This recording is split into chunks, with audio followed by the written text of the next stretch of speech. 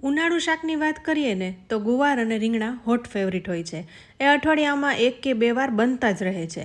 તો આજે હું પણ 2 પ્રકારના શાકની રેસીપી લઈ આવી છું, જેમાં એક ગુવારનું શાક બનાવીશું અને એક રીંગણાનું. તો આજે મેં વાકડિયો ગુવાર લીધો છે, જે એકદમ મીઠો આવતો હોય છે. માર્કેટમાં જાઓ ને એટલે 3 ટાઈપના ગુવાર તમને જોવા મળે. એક તો ઝીણો, મીડિયમ અને જાડો. તો ઝીણો ગુવાર છે એ લીલા કલરનો આવતો હોય છે અને થોડો કડછો હોય છે. પણ મીડિયમ ગુવાર લો ને તો એ ખાવામાં ખૂબ જ મીઠો આવતો હોય છે. સાથે જાડો ગુવાર પણ મીઠો હોય છે, પણ એમાં રેશા વધારે પાકી ગયા હોવાથી સરગવાની શીંગની જેમ ખાવો પડે છે, એટલે લોકો ખાવાનું પસંદ નથી કરતા હોતા. તો અહીંયા મેં 250 ગ્રામ મીડિયમ સાઇઝનો ગુવાર લઈ લીધો છે. એને ધોઈ સ્વચ્છ કરી ટુકડા કરી લીધા છે. હવે આ ગુવારને બાફવાનો છે, તો એક કાણાવાળું બાસ્કેટ લઈ લીધું છે. વરાળમાં જ બાફીશું એટલે કાણાવાળું બાસ્કેટ લીધું છે અને સાથે ગેસ ઉપર કુકરમાં પાણી મૂકી ગરમ કરવા રાખી દીધું છે. અંદર કાંઠો પણ ગોઠવી દીધો છે. હવે એની ઉપર બાસ્કેટને રાખી દઈશું. કુકરનું ઢાંકણ બંધ કરીને 3 વિસલ વગાડી લઈશું. વધારે વિસલ નહીં વગાડીએ, કારણ કે ગુવાર ઓવરકુક થઈ જશે. અહીંયા ગુવાર એકદમ બફાઈ ન જાય ને એનું ખાસ ધ્યાન રાખવાનું, એટલે 3 જ વિસલ વગાડવાની. આ મારું કુકર મોટું છે એટલે 3 વિસલમાં એકદમ સરસ થઈ જશે. જો નાનું કુકર હોય ને તો એમાં વધારે વિસલ વાગે છે. તો અહીં 3 વિસલમાં ગુવાર બફાઈ ગયો છે, એને બહાર કાઢી લઈશું. અને હવે એક સરસ મજાની ચટણી બનાવીએ. તો અહીંયા ગુવારનું શાક છે ને એ રસાવાળું નથી કરવાનું, પણ ડ્રાય કરવાનું છે. તો એક મિક્સર જાર લઈ લીધો છે. એમાં 6 થી 7 કળી મોટી લસણની લઈ લીધી છે. સાથે એમાં 1.5 ચમચી જેવા ધાણા ઉમેરીશું. આ ચટણી થોડી વધારે બનાવી રહી છું, જેથી બીજી વાનગીમાં પણ યુઝ કરી શકાય. તો 3 કળી લસણ, 1.5 ચમચી ધાણા અને સ્વાદ પ્રમાણે મીઠું ઉમેરી બધું ગ્રાઇન્ડ કરી લેવાનું છે. એકદમ ભૂકો થઈ ગયો છે, તમે જોઈ શકો છો. તો સાથે મેં રેશમ પટ્ટા મરચાંને પલાળી રાખ્યા હતા. તો અહીંયા મેં 4 મરચાંને પલાળ્યા છે. આ મરચાંને પણ મિક્સર જારમાં લઈ લઈશું. થોડું પાણી પણ ઉમેરીશું, એટલે વાટવામાં સરળતા પડે. પાણી ઉમેરીને મિક્સરનું ઢાંકણ બંધ કરી બધું જ પીસી લેવાનું છે.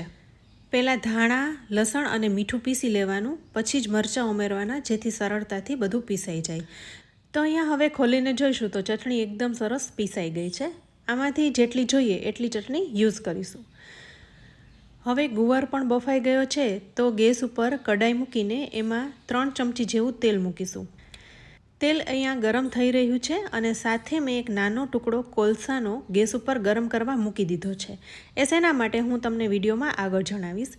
તો તેલ હવે ગરમ થઈ ગયું છે અને એમાં 1 ટીસ્પૂન જેવું જીરું ઉમેરીશું. જીરું સાતળાવા લાગે એટલે 5 ચમચી જેવી હિંગ ઉમેરી દેવાની છે. ગુવારના શાકમાં અજમો પણ ઉમેરી શકાય, પણ આજે હું નથી ઉમેરી રહી. તમારે ઉમેરવો હોય તો ઉમેરી શકાય. હવે 2 ચમચી જેવી લાલ ચટણીને ઉમેરી દેવાની છે. ગેસની ફ્લેમ એકદમ લો રાખવાની છે. અત્યારે તો ચટણી ઉમેરી રહ્યા છે એટલે એમાં પાણીનો ભાગ છે, પણ જ્યારે તેલ ગરમ હોય ત્યારે લાલ મરચાંનો પાવડર ઉમેરવો હોય ને ત્યારે ખાસ ધ્યાન રાખવાનું કે તેલ વધારે ગરમ પણ ના હોવું જોઈએ અને ગેસની ફ્લેમ લો રાખવાની, જેથી મરચું બળી પણ ન જાય અને કલર ઉભરીને બહાર આવે. હવે અહીં ચટણીને તેલમાં મિક્સ કરી દેવાની છે અને સાતળી લેવાની છે. ચટણીમાં લસણ ઉમેર્યું છે એટલે લસણની કચાશ દૂર થઈ જાય ત્યાં સુધી આપણે તેલમાં સાતળી લઈશું. હવે ચટણી સતળાઈ ગઈ છે, તો સાથે અડધી નાની ચમચી જેવી હળદર ઉમેરીશું અને જેટલી ચટણી ઉમેરી છે એની ભારોભાર કોથમીર ઉમેરવાની છે. કોથમીર ઉમેરવાથી ગુવારના શાકનો સ્વાદ અનેક ગણો વધી જશે. યુઝ્યુઅલી આપણે ગુવારનું શાક કરીએ તો એમાં કોથમીર નથી ઉમેરતા હોતા, પણ આજે હું અલગ જ સ્ટાઇલથી આ શાક બનાવી રહી છું એટલે કોથમીર ઉમેરી રહી છું. સાથે અડધો ઇંચ આદુના ટુકડાને પણ ઝીણું ખમણી ઉમેરી દઈશું. હવે બધું મિક્સ કરી લઈએ. ગેસની ફ્લેમ લો છે અને ધીરે ધીરે તેલ પણ છૂટું પડી ગયું છે. હવે બધું મિક્સ થઈ ગયું છે, તો બાફીને જે ગુવાર રાખ્યો છે એને પણ સાથે ઉમેરી દઈશું. મેં પહેલાં કીધું એમ અહીં આ શાક રસાવાળું નથી કરવાનું, ડ્રાય જ કરવાનું છે. યુઝ્યુઅલી આપણા ગુજરાતી ઘરમાં દાળ કે કઢી એ વારાફરતી બનતી જ રહેતી હોય છે, પણ અત્યારે તો કેરીની સિઝન છે એટલે કેરીના રસ ભેગું પણ આ ગુવારનું ડ્રાય શાક ખાવાની મજા પડશે. તો અહીંયા બધું મિક્સ કરી લીધું છે અને શાક અહીં તૈયાર થઈ ગયું છે. પણ હજુ આ શાકમાં એક ખાસ ફ્લેવર આપવાની છે, એ છે સ્મોકી ફ્લેવર. તો એટલા માટે જ મેં અહીં ગેસ ઉપર કોલસાને ગરમ કરી લીધો છે. કોલસો લાલ થાય ત્યાં સુધી ગરમ કરવાનો. હવે ગુવારના શાક ઉપર એલ્યુમિનિયમ ફોઇલને રાખી દઈશું અને એના ઉપર કોલસાને રાખી દઈશું અને આ કોલસા ઉપર થોડુંક ઘી ઉમેરીશું, એટલે એકદમ ધુવાળા નીકળે. આ ધુવાળાની જ એકદમ સ્મોકી ફ્લેવર છે એ શાકમાં બેસી જશે. આ બિલકુલ ઓપ્શનલ છે. જો તમને સ્મોકી ફ્લેવર ન ભાવતી હોય તો આ સ્કીપ કરી શકો છો. હવે કોલસામાંથી ધુમાડા નીકળવા લાગ્યા છે અને ઢાંકીને 1 મિનિટ માટે રાખીશું. હવે 1 મિનિટ થઈ ગઈ છે અને સ્મોકી ફ્લેવર શાકમાં બેસી પણ ગઈ છે. તો એલ્યુમિનિયમ ફોઇલ અને કોલસાને બહાર કાઢી લઈશું અને શાકને એકવાર મિક્સ કરી લઈએ. આ શાક અહીં તૈયાર થઈ ગયું છે. તો ફ્રેન્ડ્સ, તમને આજના આ શાકની રેસીપી કેવી લાગી? યુઝ્યુઅલી આપણે રસાવાળું ગુવાર બટેકાનું શાક કરતા હોય છે, પણ જો તમારે અલગ ખાવું હોય ને તો એકવાર આવી રીતના જરૂરથી બનાવજો. રોટલી, ભાખરી, પરોઠા ભેગું ખાઈ શકો છો અને અત્યારે તો કેરીની સિઝન પણ છે, તો રસ ભેગવું પણ મસ્ત જ લાગશે. તો તમને આજની આ રેસીપી સારી લાગી હોય ને તો વિડીયોને લાઇક અને શેર કરજો. જેવી રીતના આજે ગુવારનું ડ્રાય શાક બનાવ્યું, એવી જ રીતના રીંગણાનું પણ ડ્રાય શાક બનાવીએ. એ પણ આજે કુકરમાં નહીં પણ લોઢી ઉપર બનાવીશું, એટલે કે તવી ઉપર બનાવીશું, જેને લોઢિયા રીંગણાનું શાક પણ કહેવાય છે. તો અહીંયા મેં 250 ગ્રામ જાંબલી કલર જેવા કાંટાવાળા રીંગણા લઈ લીધા છે. આવા રીંગણા બી વગરના અને ખૂબ જ મીઠા આવતા હોય છે. આના ડીટીયા છે એ લાંબા આવતા હોય છે, તો ડીટીયું કટ કરીને જે ડીટીયાના પાંદડાનો ભાગ છે એ પણ કાઢી લઈશું. સાવ ડીટીયું નહીં કાઢીએ, પણ આવી રીતના ડીટીયાનો ભાગ રાખીશું અને રીંગણાને હાફ કટ કરી લઈશું. અહીંયા આપણે લોઢીમાં રીંગણાનું શાક બનાવવાનું છે, એટલે આવી રીતના કટ કરીશું. હવે રીંગણાને ભરવાના છે, તો અડધા રીંગણામાં વચ્ચે મસાલો ભરી શકાય એ રીતના કટ લગાવવાનો છે. ઊંડો કટ લગાવીશું એટલે મસાલો સારી રીતના ભરી શકાય, અને જે રીંગણાનો ભાગ નીકળે એને ફેંકી નહીં દઈએ, પણ રીંગણા સાથે જ મિક્સ કરી લઈશું. જે રીંગણાના ડીટીયા લાંબા સાથે રીંગણા પણ લંબગોળ અને સોફ્ટ કૂણા હોય એવા રીંગણામાં બીનો ભાગ પણ નથી હોતો, એટલે સ્વાદમાં ખૂબ જ મીઠા લાગે છે. તો અહીંયા બધા રીંગણાને વચમાં મસાલો ભરી શકાય એ રીતના કટ કરી લીધા છે. રીંગણાને પાણીમાં રાખીશું અને જે રીંગણાનો ભાગ નીકળ્યો એને પણ સાથે રાખી દઈએ. હવે મસાલો બનાવીએ. તો એક મિક્સર જાર લઈ લીધો છે, એમાં 3 મોટી કળી લસણની લીધી છે, સાથે 1.5 ચમચી જેવા આખા ધાણા ઉમેરીશું. હવે 1 ચમચી તલ, 2 ચમચી શિંગદાણા, અડધો ઇંચ આદુના ટુકડાને ઝીણા સમારી ઉમેરી દઈશું.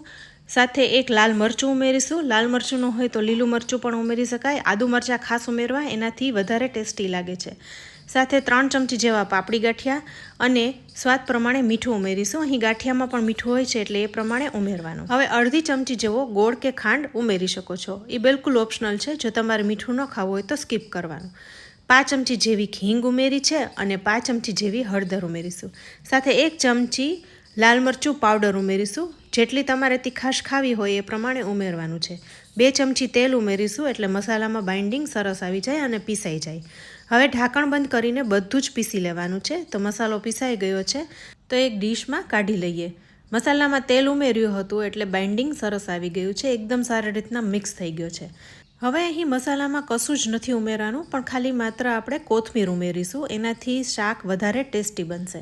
કોથમીરનું કામ શરીરને ઠંડક આપવાનું છે, ખાસ કરીને આંખ માટે ખૂબ જ ફાયદાકારક છે. હવે મસાલો અહીં તૈયાર થઈ ગયો છે, તો રીંગણામાં ભરી લઈએ. રીંગણાને અડધા કાપીને કટ જેવી રીતના લગાવ્યા છે, જેથી બધા રીંગણામાં મસાલો ભરી શકીએ.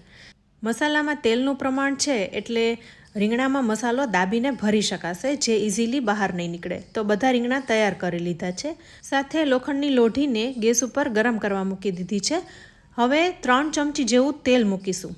વધારે નહીં જોઈએ, કારણ કે ઓલરેડી મસાલામાં 2 ચમચી જેવું ઉમેરેલું છે, તો આટલું તેલ પૂરતું છે. હવે તેલને લોઢીમાં સ્પ્રેડ કરી લઈશું, એટલે રીંગણા જલ્દી ચોટી ન જાય. ગેસની ફ્લેમ એકદમ લો રાખવાની છે.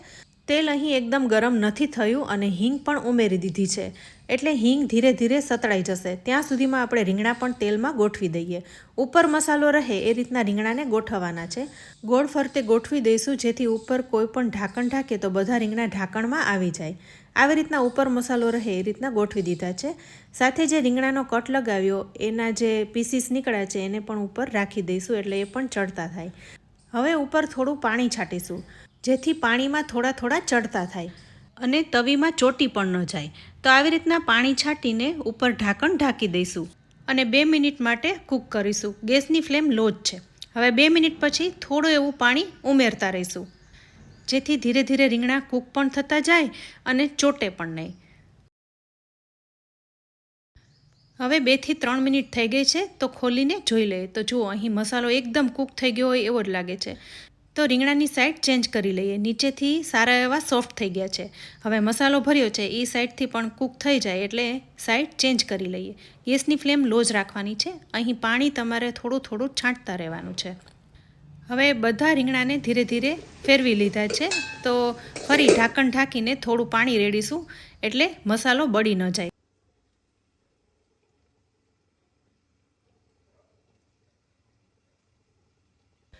હવે ફરી 2 થી 3 મિનિટ થઈ ગઈ છે અને રીંગણા છે એ નીચેની સાઈડથી કૂક થઈ ગયા છે, ઘણા ખરા સોફ્ટ થઈ ગયા છે.